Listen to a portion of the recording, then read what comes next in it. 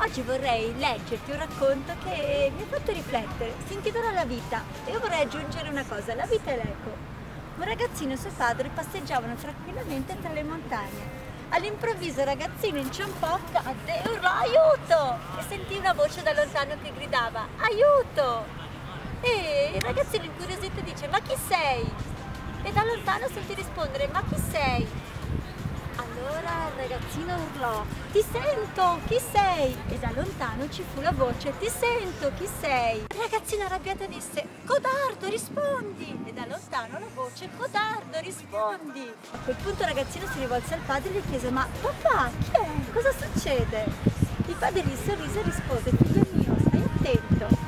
E dopo l'uomo gridò, tu sei un campione! E la voce di rimando gridò, tu sei un campione! Il figlio era sorpreso ma non capiva. Allora il padre gli spiegò.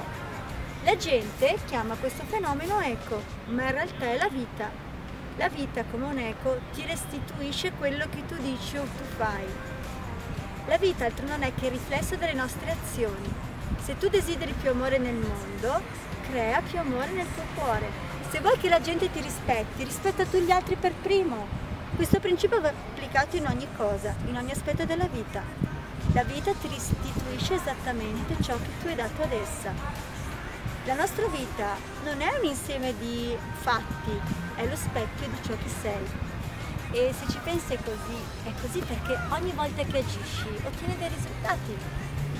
In un verso o nell'altro, comunque nel tempo sono lo specchio di quello che tu, tra virgolette, pensi e crei. Tanti la chiamano legge dell'attrazione, io amo molto poco questo termine, preferisco dire legge della creazione.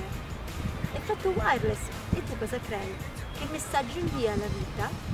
State a scegliere e probabilmente se inizi ad inviare messaggi di un certo tipo potrai avere risposte di un certo tipo. Buon messaggio e buon eco, ciao!